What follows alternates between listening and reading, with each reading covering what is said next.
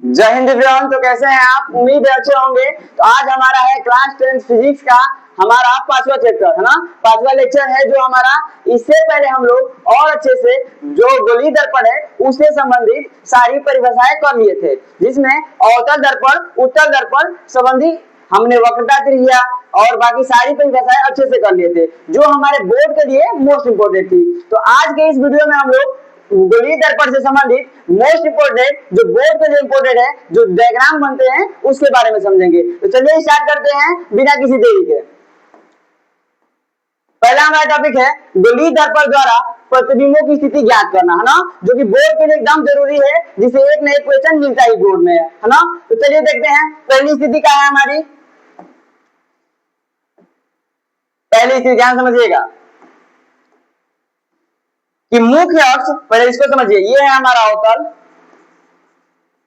पिछली क्लास में हमने बता दिया था ये है हमारा उत्तल।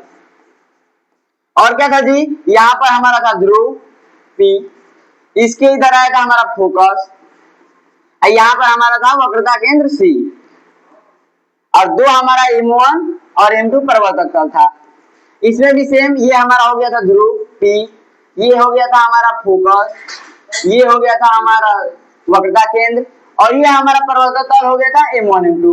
तो ये हम लोग पिछली कक्षा में कर लिया था एकदम। अब समझिए दोनों में डायग्राम किस प्रकार बनेगा, अच्छे से देखते हैं। जैसे पहली लाइन बोला गया है मुख्य अक्ष के समांतर।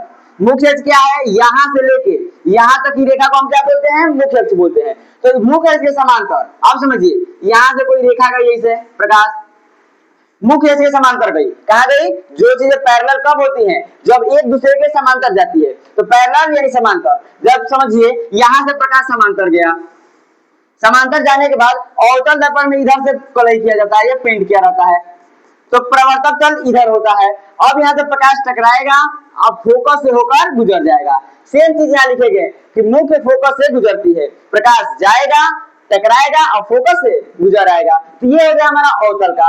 अब समझिए इसको उत्तल में कैसे ड्रॉ करेंगे। अब समझिए ये है हमारा,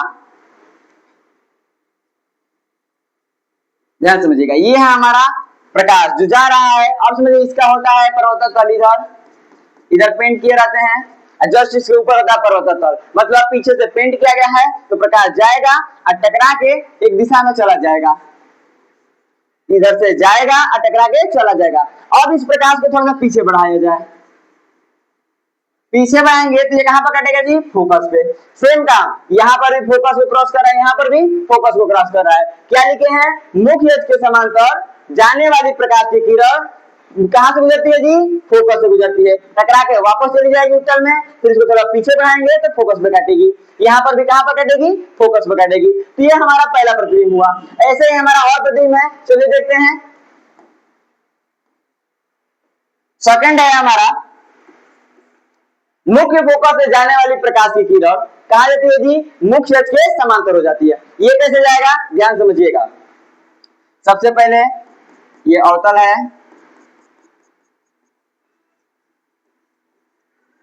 और ये हमारा उत्तल है। इधर से पेंट कर दिया जाए इसको। ये हमारा पोल हो गया, यानी मतलब ध्रुव हो गया। ये M1 और ये M2। ये हमारा हो गया फोकस, ये हो गया हमारा वक्रता केंद्र C। इसमें भी हो गया हमारा ये फोकस, ये हो गया हमारा वक्रता केंद्र C। इसमें क्या कर रहा है जी, ध्यान समझिएगा। इसमें कह रहा है कि मुख्य फोकस से जाने वाली प्रकाश की किरण मुख्य अक्ष के समांतर हो जाती है। मुख्य फोकस क्या है, ध्यान समझिएगा। यहां से अगर हम कोई प्रकाश डालें, समझिए यहां से हम प्रकाश डाले कोई, अब समझिए ये कहां से जा रहा है, फोकस जा रहा है। क्या बोले हैं, फोकस से जाएगा। जब ये फोकस जाएगा तो यहां से टकरा के समांतर इसे आ जाएगा।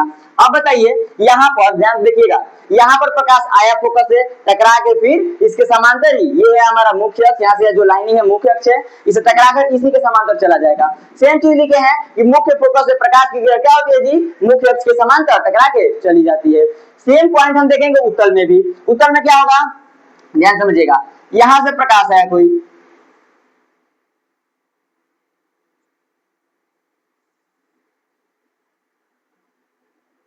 यहां से कोई प्रकाश आया, अब समझिए, ये प्रकाश आया, अगर ये फोकस से निकला, ध्यान समझिएगा।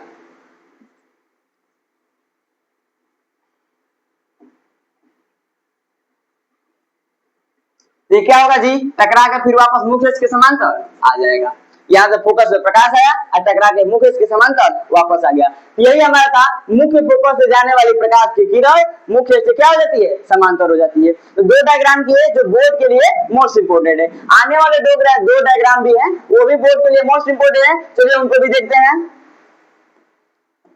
थर्ड डायग्राम है हमारा, वक्रता केंद्र से होकर जाने वाली प्रकाश की किरण वक्रता केंद्र पर वापस आती है। ये क्या है, ध्यान से समझिएगा।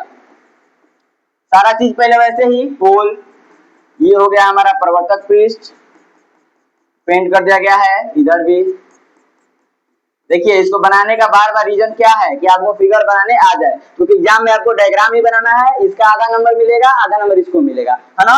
अब देखिए, ये हमारा पोल हो गया मैंने ध्रुव, ये हमारा हो गया फोकस, और ये हो गया हमारा वक्रता केंद्र, ये M1 और ये M2। पिछले क्लास में इसके बारे में अच्छे से बताए थे। अब समझिए, यहाँ पर भी M2 और M1।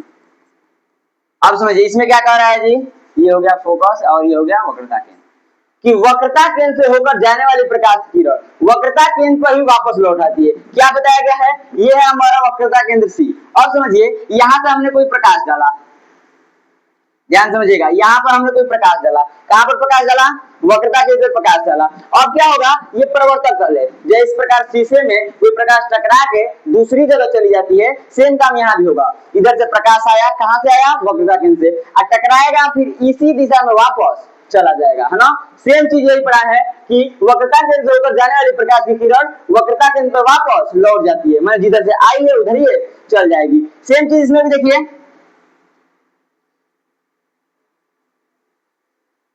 इधर समझिए, ये कोई प्रकाश आया, इसको थोड़ा सा पीछे कर दीजिए, ये किसको क्रॉस कर रही है जी, वक्रता केंद्र को।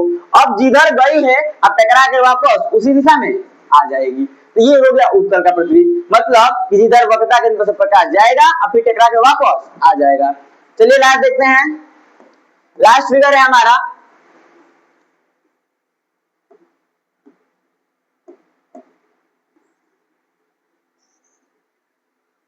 इसको ड्रॉ कर लीजिए थोड़ा सा।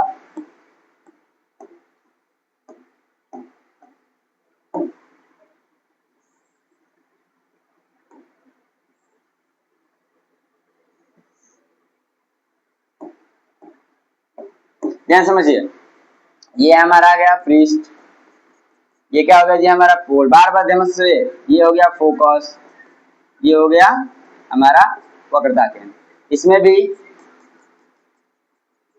ये क्या हो गया हमारा पोल, ये क्या हो गया हमारा फोकस, और ये हमारा वक्रता केंद्र, ये हो गया हमारा द्वारक M1 और ये हो गया हमारा M2। यहाँ पर भी हो गया हमारा M1 और ये हो गया हमारा M2, है ना। अब समझिए क्या कर रहा है, ध्रुव से जाने वाली प्रकाश की किरण उस कोण पर तिर्यक दिशा में परिवर्तित हो जाती है। उस कोण पर क्या है जी, ध्यान समझिएगा, ध्रुव क्या है हमारा P। अगर मान लीजिए, सपोज करिए, यहां से हम कोई एंगल पर कोई किरण भेज रहे हैं, कहाँ है ये P जो बिंदु है, यही हमारा क्या है, ध्रुव है ना। यहाँ पर कोई किरण भेजे, मान लीजिए 45 डिग्री पर भेज रहे हैं, तो टकरा के किस डिग्री पे जाएगी, 45 डिग्री पे जाएगी, मतलब जिस एंगल पर वो जाएगी उसी एंगल पर टकरा के चली जाएगी। तो ये हो गया हमारा कि ध्रुव पर जाने वाली किरण उसी दिशा में, तिर्यक समझिए, तिर्यक दिशा में परिवर्तित हो जाती है, मतलब जिस एंगल से जाएगी उसी एंगल से वापस आ जाएगी। तो ये चौथा हुआ। अब समझिए इसको उत्तर में, ये हो गया हमारा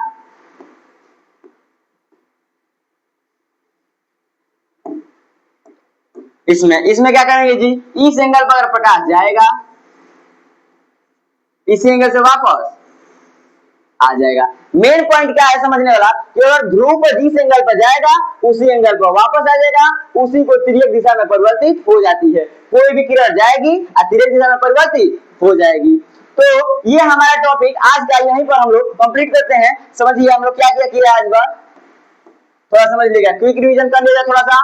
हमने पहला पढ़ा कि मुख्य अक्ष के समांतर जाएगी, तो किससे आ जाएगी, फोकस से आ जाएगी। सेकंड क्या पढ़ा हम लोगों ने, कि मुख्य फोकस से जाएगी और किसके समांतर हो जाएगी, मुख्य अक्ष के समांतर हो जाएगी। थर्ड चीज क्या पढ़ा हम लोग, कि वक्रता केंद्र से जाने वाली किरण वक्रता केंद्र से वापस आ जाएगी, इसमें वक्रता केंद्र से जाएगी वापस आ जाएगी। फोर्थ क्या पढ़े हम लोग,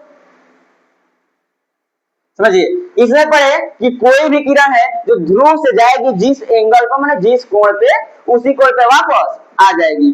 तो आई होप आप लोग का आज का सेशन अच्छे से समझ में आया होगा। तो मिलते हैं एक और नए सेशन के साथ अगले टॉपिक में। जय हिंद।